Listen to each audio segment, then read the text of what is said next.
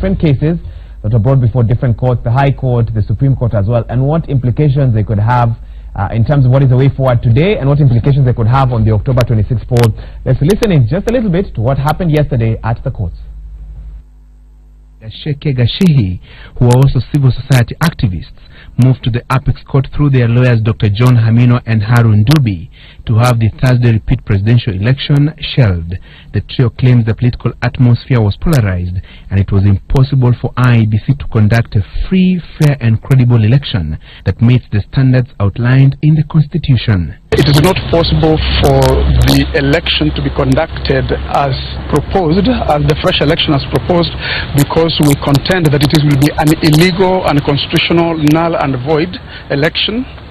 It would be a sham election, effectively. Chief Justice David Maraga, through the Supreme Court Registrar, certified the matter urgent and directed parties in the case to appear before the bench tomorrow to make submissions before the country's top judges determine the fate of the Thursday exercise. If the Supreme Court agreed with us tomorrow, which we hope they will, the election would have to be conducted within 90 days of the date of that decision.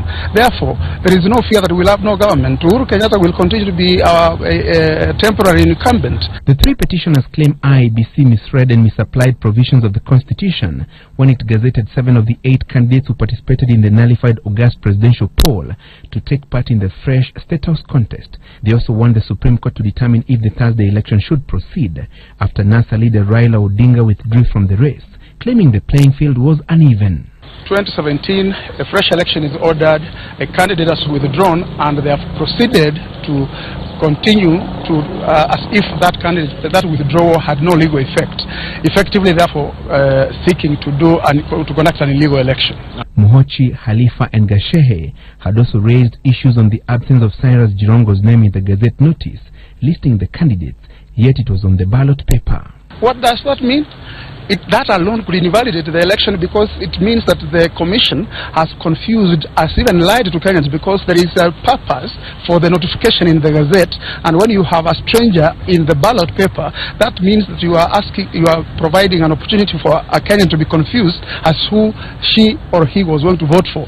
The Jirongo matter has however been dealt with after IEBC gazetted him in a corrigendum published this evening, and while all eyes will be on the Supreme Court, 2 of the numerous election-related cases at the High Court were dismissed for lack of jurisdiction. Judge Chacha Mwita kicked out a petition filed by Pokot South MP David Kosing seeking to compel Odinga to participate in the fresh presidential race.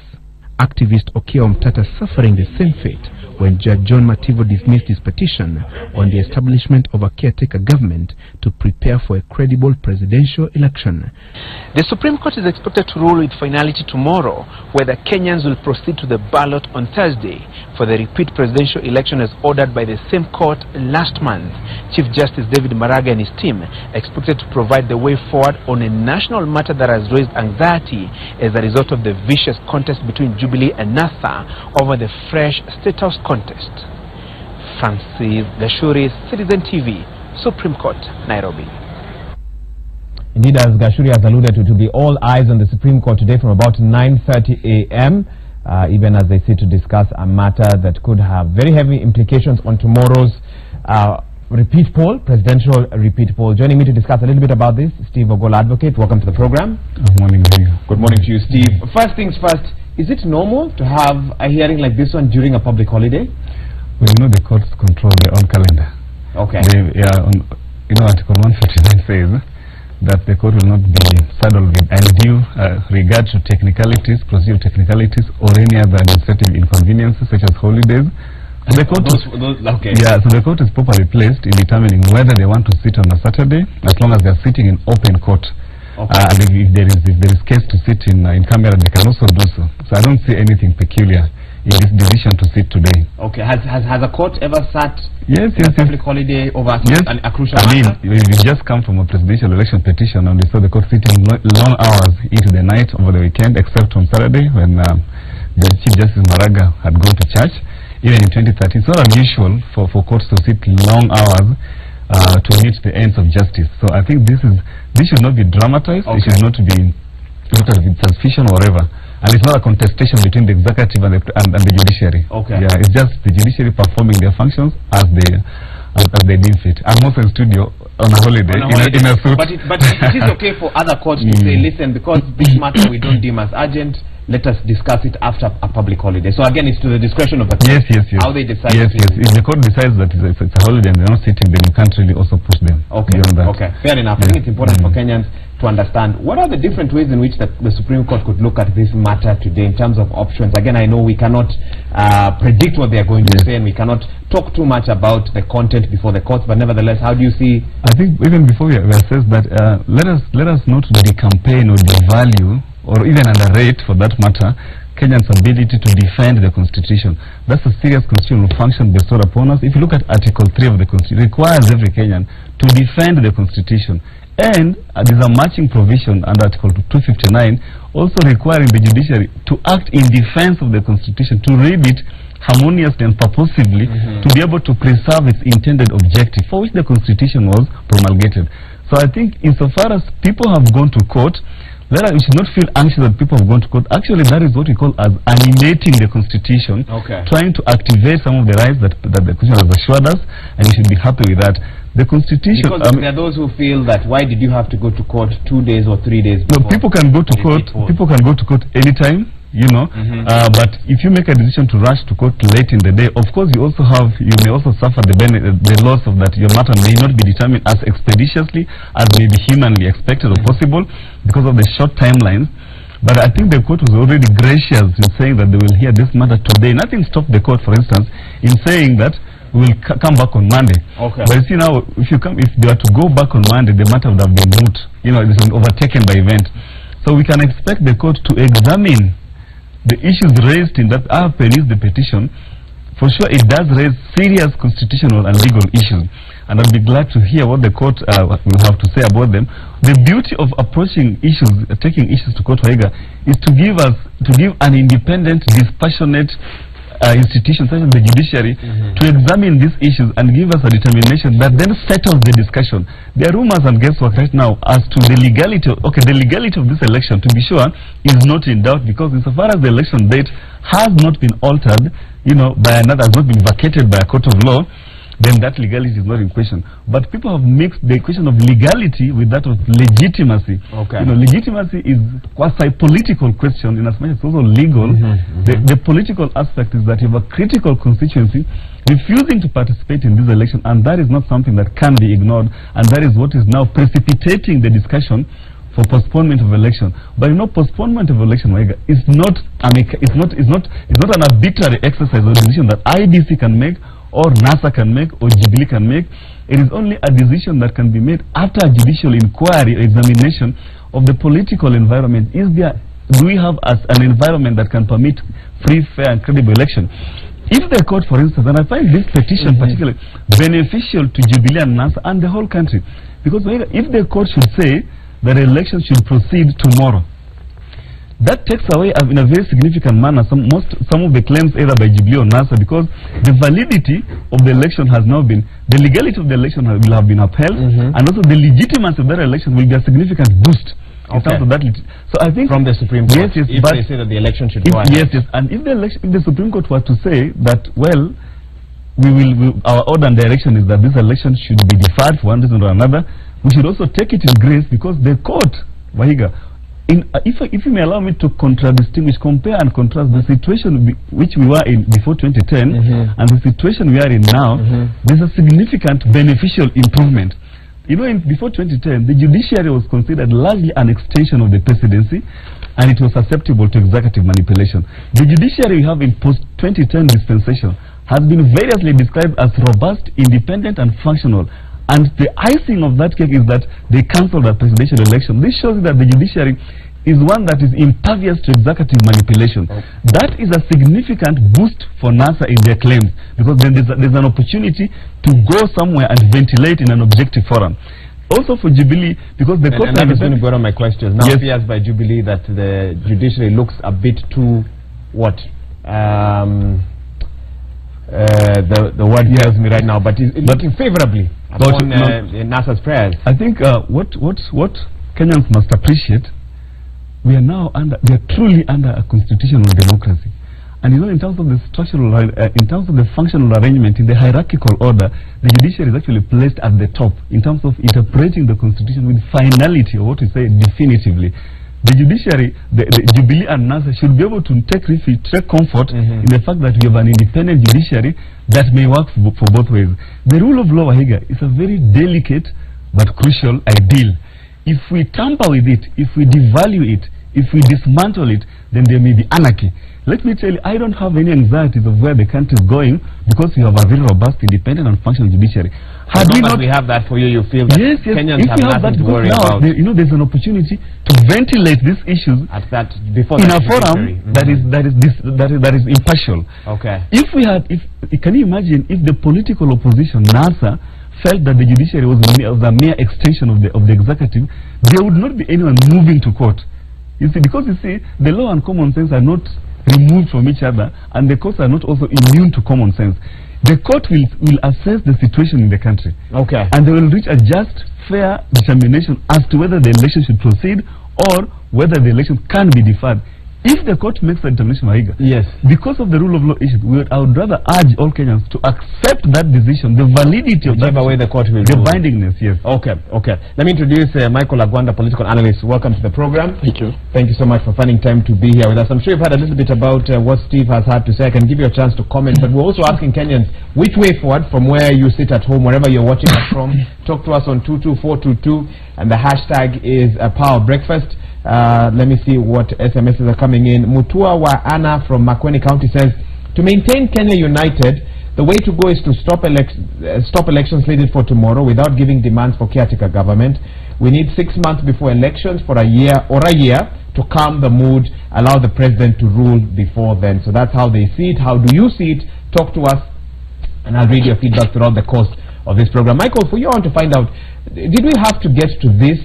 He says that he's confident because we have a strong judiciary, everything is going to go well, no matter what happens.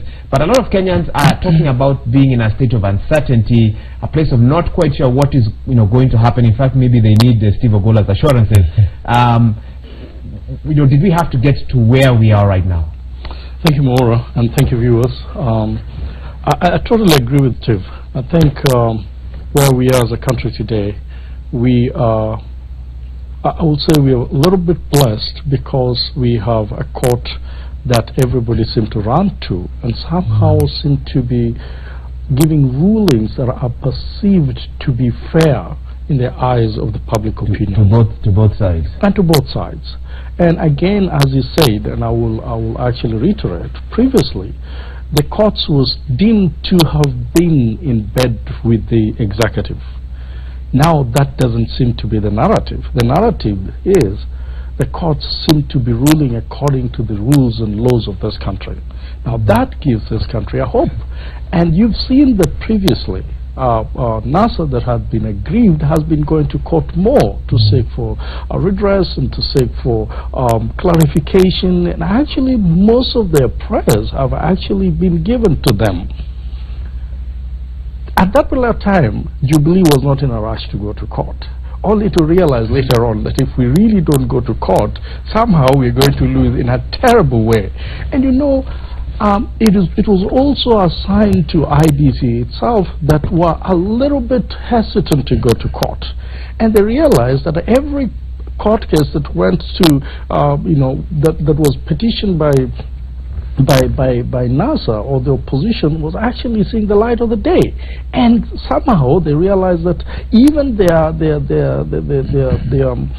attorneys perhaps were not doing a very good job. I've seen a change in hands where Jubilee has actually changed some of their few attorneys. I've seen a situation where IBC is changing their, they have suddenly realized that maybe we're not getting good legal advice from some of the attorneys that we've been working with since 2012, and maybe we need a new mind into this game, because the courts seem to be doing what they are supposed to do, and at that particular point you need a legal mind, not a sycophant, not a lawyer that will tell you what you want to hear.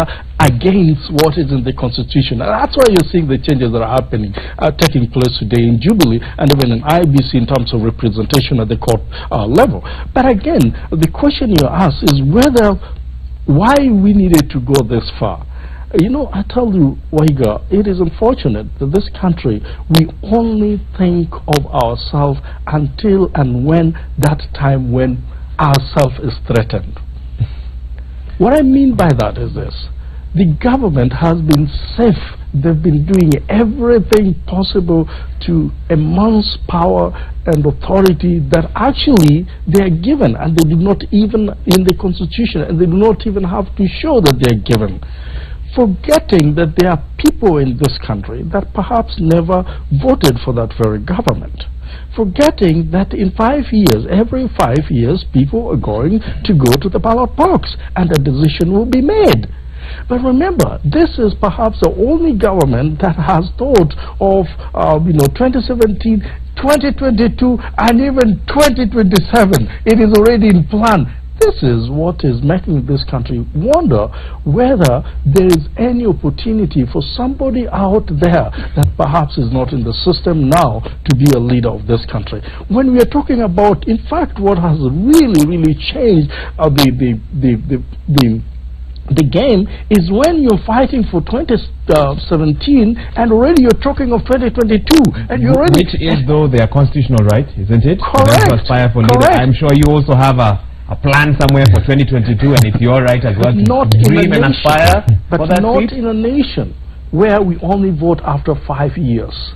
Not in a nation where within the 5 years a lot will ever happen. Although not in a nation. even the National Super Alliance have a plan. We are told of an MOU. We know that after if NASA had won on August 8th, we know that there was a succession plan as well of sorts. I don't know. But that has not been part of the campaign trail. They're not telling people this is the guy who's going to lead in 2022. This is the guy who's coming to lead. No.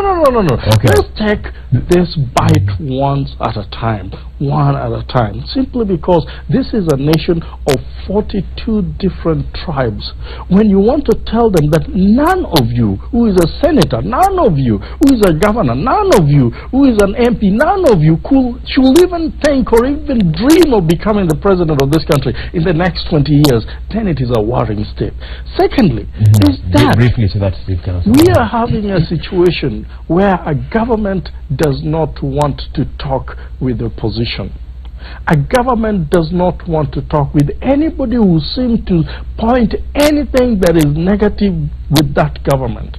Now, that is the problem we are in today. We are in a state of arrogance where a government will come and chase them and tell you, we can't talk to you. Why do we need to talk to you? We are the government. We need to do what we are supposed to do, and we don't. Forgetting that even that opposition leader, even that opposition voter is also a voter. That opposition, that individual that seemed to find fault in that very government is also a voter. And it is just a matter of time before you go and ask him, oh, could you please vote for me? It is a problem of an equitable distribution of resources in this country. Okay, I need to tell you that yesterday on Citizen TV's 9 p.m. bulletin, Hussein Mohammed was talking to Honorable Amos Kimunya, who stated that the Jubilee Party has representation in 41 counties. So for them, when you pose that question of inclusivity, uniting Kenyans, Jubilee say, look, we have leaders from 41 counties within our coalition. Is that not unity? Is that not our attempt to reach out to all communities? How would you respond to that? Well, theoretically they might have those leaders, but we're talking about tangible infrastructural development issues. Okay, fair enough, Steve. I'll come back to you. There's a point you mentioned which I'd like to develop slightly differently. Okay. Which is starting from his point as from my own point of departure. There seems to be a huge disconnect, between the actions of let's say IBC lawyers and what is coming out from the courts, and that is creating some kind of desperation. The kind of desperation that I personally feel is that the courts are telling us that, listen, the Constitution has ordained a new culture. The transformative project, the transformative vision of the Constitution requires a matching political and legal culture that matches that vision. And the judiciary has correctly captured that vision and is trying to communicate it. And what the judiciary is telling, let's say, the National Assembly and all political actors, including ordinary citizens, that listen, there is a significant shift in the law. Can you then begin to organize your affairs in total compliance? That way you don't have to embarrass yourself for your decisions continuously being challenged in court and being overturned. I think if IBC was, for instance, was to interrogate the law dispassionately, and you see, part of the challenges now I've seen with IBC, based on the commissioner, the chair is on admission, there seems to be so much, there are problems that are internal to IBC, you know, partisan posturing within the IBC, which is affecting its objective analysis of the legal issues. Then there's the problem of external interference, meaning political class elites piling pressure. IBC seems to be listening, first of all, if we take this action, what will the politicians think? That approach is a clouded vision. You will never get it right and you will stand embarrassed every single step of the way. But if IBC were to be impervious to perception out there and say we want to have a more sober and dispassionate reflection on what our mandate is and apply our minds to it, they would get it right almost every time and the court would not have a problem upholding that decision. But for instance, if you make, and let me just highlight two instances which I think completely out of place. Okay. Out of place in the law. The appointment of the vice chair as the deputy national returning officer. That was actually one of my questions, but go ahead and wade in. For me, that appointment is the strongest signal that IBC has abdicated its responsibility of caring for the law. In what way? There is no legal foundation, and this is just a mundane issue. There is no legal foundation for the appointment of deputy national returning officer. Even if you were to say that the justification is for practical sense issues, such as deputies, we know a deputy returning officer, for instance, at the constituency level, the work should the returning officer be incapacitated, then the deputy returning officer will take over and perform that function. They share the same qualifications, only that now the one shadows the other one in case of such need. At the commission level, the National Tallying Center, we have 7 commissioners there, including the chair himself, who is designated by the Constitution to be the person to verify, determine and declare the person who is the president-elect. So it is unnecessary to that function, a deputy national returning officer. It is not necessary. Okay. It is just raising confusion and conflict and controversy. It is also outrightly illegal, and IBC should not have taken a lot of time. In their defense, they say that this happened again a month before the August 8th polls. How come you know, legal minds did not raise objections then? I want to refer all lawyers, because this is just because lawyers read the law. Justice Ringera once said, in the Njoya case, when Reverend Timothy Njoya was pushing for a thorough, a complete constitutional review, not piecemeal amendment through what was then known as Section 77 of the Constitution of Kenya as repealed. He made a very useful observation. Justice Ringera said, fortunately or unfortunately, the things that go out there outside the court forum, some of them we've accepted them because they were never challenged in court. So the fact that IBC had a deputy national returning officer the August 8th poll, does not validate the legality or the illegality of that position. The question is this: there must be the specific functions. A deputy should be able to meet the same qualifications as that of the returning officer. They should also be able to perform those functions in case the returning officer is incapacitated, and only those functions that are not exclusively reserved for a returning officer. In the constituency, there is not a single function which is reserved specifically for a returning officer which the deputy cannot perform. In the absence of the returning officer, we can reasonably expect the deputy returning officer to declare the results at the constituency level. There will be no crisis in law. At the commission level? At the commission level, Article 138, a textual reading or analysis of that article. You know, there's a basic principle of interpretation of the law. Give it its natural and ordinary meaning if it is clear. It says, don't complicate it. Don't complicate it.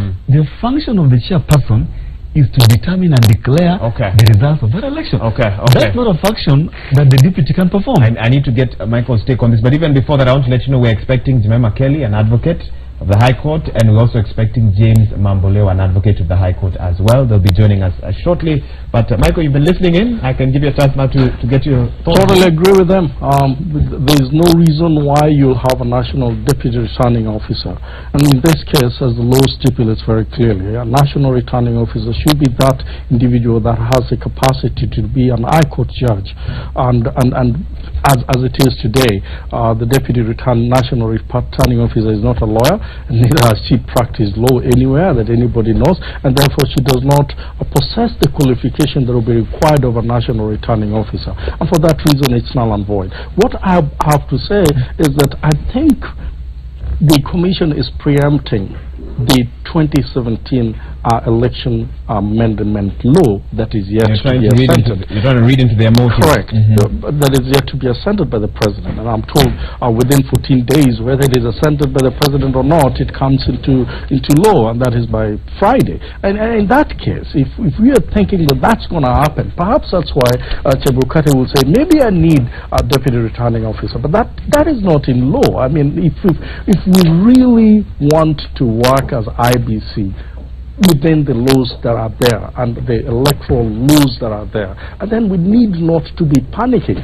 I mean, the question that everybody has asked out there, even within this amendment laws of 2017, is what's the rush of changing this law, specifically in management and in running affairs of IBC? I mean, could there be something that is sinister to an extent that we don't know whether tomorrow we might wake up and find that Chebukati, who is the chairman, a national returning officer, has gone home? Or what are we looking into by putting these things into place that were not even there in August 8th election. And so the international community have come out and said, look at the international standards and practices. It is practically almost suspicious for you to change the rules just when people are already in the field playing, and so that makes it a little bit disdained, in my opinion. And even though it might be a good idea, but perhaps the timing is just the worst place you want to put it. And election is about the process, and besides the process, it might also be seen to be fair. And in this case, if you're putting things that are really questionable in the eyes of the voters themselves, then the perception out there is perhaps you're cushioning yourself to literally do what is not supposed to be done. I mean, what's so fair? And what would be the rush to have all these changes that perhaps were not deemed important, on the August 8th election? So those questions are going to haunt IBC, those questions are going to haunt Parliament for many, many years to come, and those questions are going to haunt the executive for many, many years to come. So for you, some of these ideas good, but their timing is suspect. Before we carry on with this discussion, I want to take a look at some of the other stories that made headlines yesterday during our bulletin. Election preparations, barely one day to the October 26th poll. We want to take a look at tallying center preparations, how final ballot papers are arriving in, and preparations in different parts of the counties. Here is that report, as brought to you by Sam Gituko. All right, we expect that report shortly. Just a wrap-up or a summary of what's been happening both at the National Tallying Center, the Bomas of Kenya, and around the country, even as the countdown to the October 26th poll goes to just about 24 hours or so.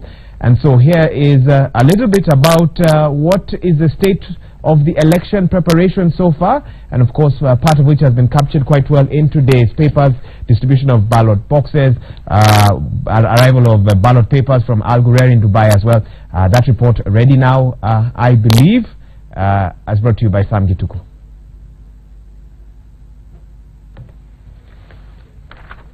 Dated October 24th, IEBC Chair Wafula Chebukati has named the Commission's Vice Chair Consolata Nkadha to deputize him in the role of returning officer for the presidential election, a role that will involve collation, verification and declaration of the final tally of the presidential election. And in line with the Supreme Court verdict of September 1st, Chebukati and Nkadha will have to verify every result from the polling stations and match it against the returns from the constituencies, a tedious and clerical role. While the appointment is similar to an initial one gazetted for the August 8th polls, critics have pointed out the timing. For the August polls, Nkada was gazetted on June 27th, more than a month before the election, while the latest has only taken effect a day before the poll. Back at the poll agency, during the day, the commissioners held several meetings with groups of observers at the Bomas of Kenya, including the African Union mission led by South Africa's former president, Thabo Mbeki, who sought to understand the level of preparedness. The commissioners later met with security bosses. Details of the deliberations not disclosed, but concessions of a security deployment said to have been reached. IEBC Chair Wafula Chebukati did not attend the meetings. He is believed to have been holding a series of other consultative meetings at the same facility, the Bomas of Kenya. Inside the National Tallying Center, final touches were underway. Technicians setting up the days for the IEBC officials, spaces for party and candidates agents, election observers and the media. Inside this room, representatives from OT-Morpho, the French company supplying the election technology, were in a day-long session with IEBC staff perusing through the process of results transmission and handling. This as the third and final cargo plane carrying ballot papers for 15 counties landed in the country from Dubai, completing the supply of ballot papers.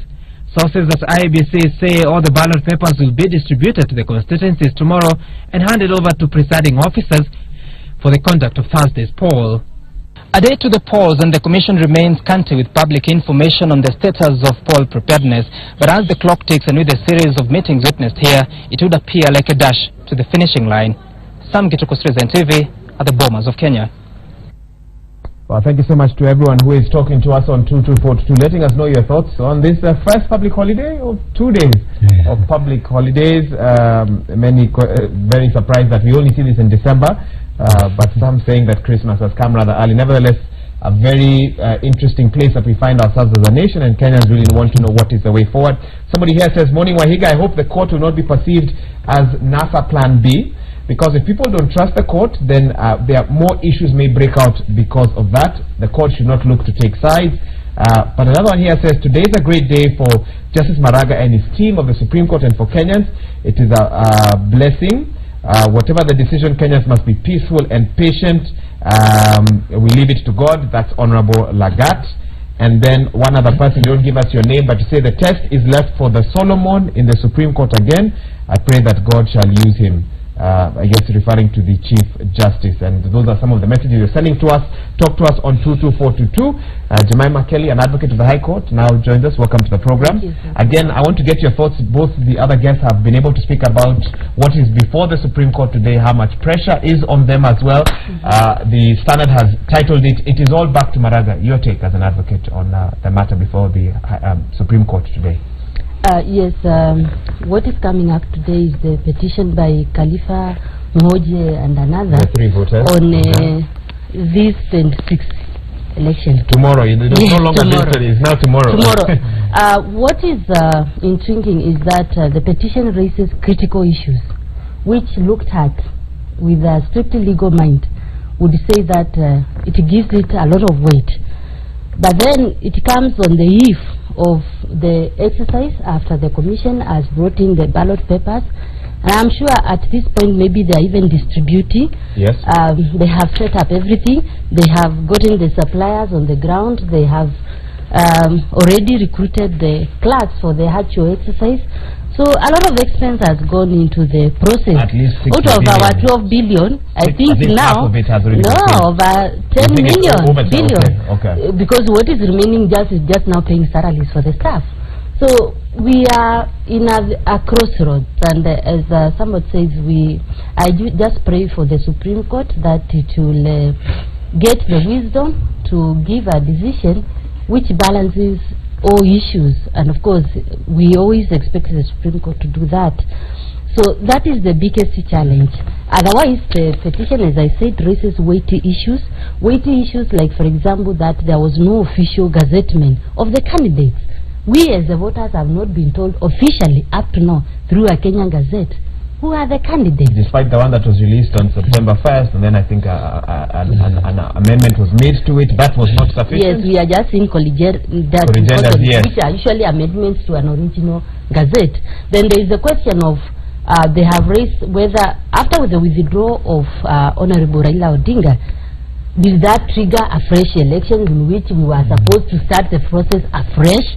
That is a very critical question they have asked, because they refer back to the 2013 decision and raise other issues which they expect the court to current environment and say the resignation statement by Commissioner Kombe, the chairman's statement, which directly said that the commission was not sure whether it would deliver a credible election. And of course the petitioners draw back the court to its own decision, and especially the concluding remarks which the Honorable Chief Justice stated that if the Electoral Commission does not conduct a credible election, they will do the same thing. So the petitioners have raised very weighty issues. As a voter and as a taxpayer, I am worried that our money may just go down the drain. And of course, I am sure the court, because judges don't live in a highland, they are aware of what is happening, they have read the law, and of course, for them, the fidelity is to the Constitution. The Constitution. That is the key one. The fidelity is to the Constitution. Okay. So that is my take on the issues. On where we find ourselves as a nation. Steve? IBC's blunders and legal goofs are now well documented, and some of these are going to be very costly to the country. I see an opportunity after this election, because certainly we get beyond the election, for someone to file a constitutional petition questioning the suitability of those commissioners to continue remaining in that office. Let me just take you through some of what has happened to the timeline where IBC has made obvious goofs. First of all, the Supreme Court said that if you understand, if you break down the judgment, the Raila Odinga 2017 judgment, he said compliance is everything with the law, without which nothing is permissible. Openness is key, without which we are not going to excuse you in terms of transacting your affairs in a manner that is clearly explained to everyone. And competence. In fact, Judge Maraga has consistently said, in fact, even in the Joho case, he said that the court may excuse anything but not opaqueness and incompetence. Now, on 1st of September, the Supreme Court annulled the election, ordered fresh election. On 5th of September, IBC gazetted Raila Odinga and who as the sole candidate. They relied on paragraph 29, and they relied on the Supreme Court judgment of 2013, which said if there is only one candidate who petitioned challenging the result, he is to go to election with the person who was declared the winner. That's right. Now, even if that was, because there is, let me tell you, Waiga, there is no law, complementary laws, supporting implementation of fresh elections, because we never thought we'd ever reach there. The people are trying to extrapolate other election laws, to apply here, and you can now see the limitations. Parliament needed to have made specific regulations and other supplementary laws to cover this intervening period, which was never done.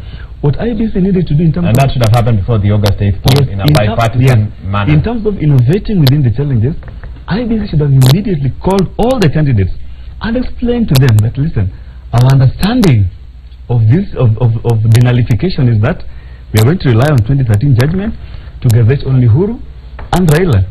If somebody raised a concern, instead of having a litigious approach, a consultative, deliberative approach would have resolved that issue in the boardroom. But IBC did not do that. Eventually, Ekuru went to court, yes, and then he was included. Now, this is a very critical question which the man was speaking to. Raila Odinga withdrew from the race a day before the Ekuru judgment. That is not without consequences. The fact is this. And now that question has now found itself at the Supreme Court. At the point of Raila's withdrawal, the only law known in place was the 2013 judgment, which said if paragraph 290, if a candidate abandons that election, the election stands cancelled and fresh nominations to ensue. Those are not my words. Those are not Raila's words. Those words are embedded there in paragraph 290. Now, the question would be, if the court has not stipulated what time or what is the framework for that cancellation or nullification, it would be safe to assume that the moment someone abandons, the election stands cancelled. Now, instead of IBC convening candidates to explain the consequence of that withdrawal immediately, they decided to buy time because they knew the next day a Ekuru judgment was going to be delivered. So they were going to ride on that judgment to modify their actions. That speaks of bad faith, or if not incompetence. Now, Ekuru judgment comes up, it is delivered, Justice Mativo, the question of Raila withdrawing or not was not placed before Justice Mativo. He could never have pontificated on an issue that is not before the court. He said in his own reading, lawyers would not then have extrapolated their interpretation of how Justice Mativo what the judge said in my own reading. And I also fault NASA for trying to invalidate that judgment. You can't impugn a judgment of the court. If you want to impugn it, there are non-procedures, you just appeal. So Mativo said, in his understanding, all the 8 candidates ought to have been included. The question, the legal question that people ignored or neglected, but which is now resurfaced in this petition that by Mohochi, Helef, and another, is that by the time Mativo judgment was being, Ekuru judgment was being delivered, did it find a resting place, or the ground had shifted such that it could not rest in this election? Because if it is true that elections stood cancelled as a consequence, automatically cancelled as a consequence of Raila withdrawal, then although the Ekuru judgment was coming in place, it was coming in the context of a shifting ground, and it could only be deemed to apply in 2022 and future elections. You get? Now, so it cannot IBC apply retro actively. Yes, you can't apply it. Whether it could apply retrospectively is an ongoing debate now that has found itself in court. IBC should have also missed that opportunity to call all the actors and say, now we have this judgment, instead of making decisions arbitrarily and saying, okay, do you now see this judgment which has not been challenged? Let us now gazette. Okay. They didn't actually even gazette all the 8 candidates. Now you see, these are very small mishaps that if you look at them cumulatively, it brings to question the ability of IBC to understand their mandate and discharge it effectively. Okay, fair enough. I'll have to interrupt you there, although clearly you have a lot of advice for the IBC, I can see. Michael, even today as we wait for the Supreme Court and how they will give direction, NASA leader Raila Odinga stating that at 2 p.m. at Uhuru Park, he has a big announcement to make. The question Kenyans are asking, what options does NASA have? Well, one of the things that we have to agree on is NASA is having a democratic space and right to boycott election. And so Raila, has a presidential aspirant in this country, who actually petitioned against the presidential election in August 8th, decided to pull out. And as my brother is saying, when he pulled out, my view is that perhaps IBC needed to sit down again and reflect on the constitutional matters of a candidate pulling out. IBC did not do that. In fact, the reality is IBC has always been doing wait and see kind of game. Basically just to see what's going to happen. But most importantly, they've been trying to hear what the politicians are saying than what the law says. The main reason why the chairman of IBC, who is a national returning officer, ought to be a lawyer or should be a lawyer, but not just a lawyer, somebody with an experience that can be a judge of the High Court, is that is able to read the law, interpret it in a manner that will also be fair, and even make some judgment as a chairman that will be correct if he sat on the other side of the bench. Now, that he has not done, in my view. If anything, IBC has been very, very slow even in consulting the parties that are involved here, that is both NASA and Jubilee. And we also know that perhaps he's been having issues. But where I have a problem with IBC is when the Supreme Court annulled the presidential election, they never sat down as a commission to remove the cobwebs within their own in-house. There is no report whatsoever from IBC to say that we did an internal audit against the ruling that were done, and therefore these are some of the anomalies we found within ourselves, and these are the measures we put in place to correct this anomaly. That question will come up again when people will go back to the Supreme Court. And I tell you the truth, they will go back to the Supreme Court. I don't know what Chebukati and his commissioners are going to do.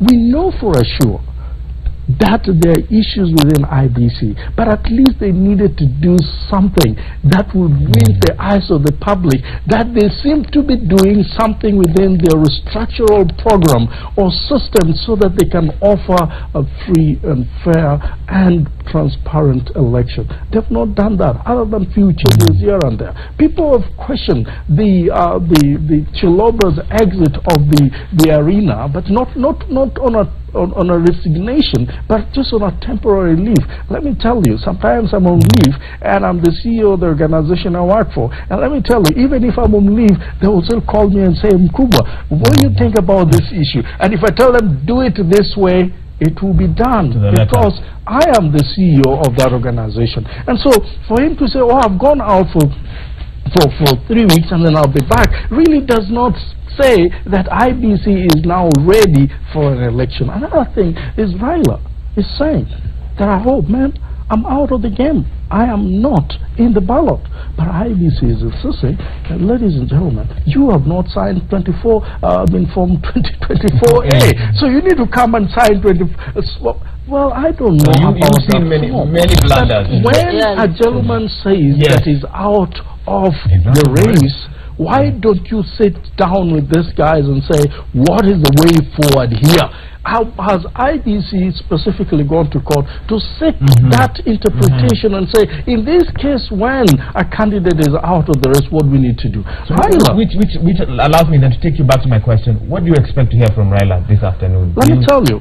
What surprises me is how Raila knows the politics of this country, and Raila has a sentimental value to the people that support him. Raila has these fanatic supporters that will do anything that he says. Raila has these followers that will say, turn left, and they will turn left, turn right, and they will turn right. And let me tell you, you've heard of the joke previously on 2010 election. Constitutional changes where Raila, people were saying, if Raila has read it for us, we've already read it. We don't really have to read it.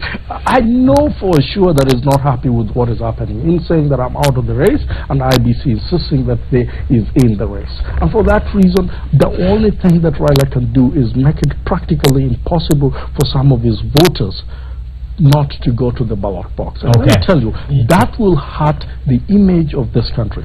That it doesn't matter whether Uhuru is declared the winner in this election. What is perceived to be free and fair election will not be realized. And on that note, just to pick up on something you said yesterday on the BBC, and this is something I actually was able to listen to earlier on, he was quoted as saying that he will not in any way ask his supporters to hold demos tomorrow. But early on he had said that there will be the mother of all demos on Thursday. Is that political speech, where on one platform you say one thing and then on another platform you say a different thing? If you allow. Briefly, because we need to take a break. That actually is the message that can reasonably be expected today. Raila knows that's what you expect to hear today. The danger of asking his supporters to violently disrupt voting, and the fact, and also this paper is cautioning them, and they said it on BBC. The only message that can come from Raila today, among other things, there are, but the key message is that abstain from the election, observe peace. Okay, abstain from the election, but observe peace. Okay, that is a critical message coming out today. Okay, we'll take a quick break. James Mambaleo is here, and he'll be joining us in this panel discussion. We're talking about the legality of the place we find ourselves in as Kenyans, the way forward, the Supreme Court, and of course tomorrow's election as well. You're watching the Power Breakfast Show live on Citizen TV on this public holiday. We will be right back.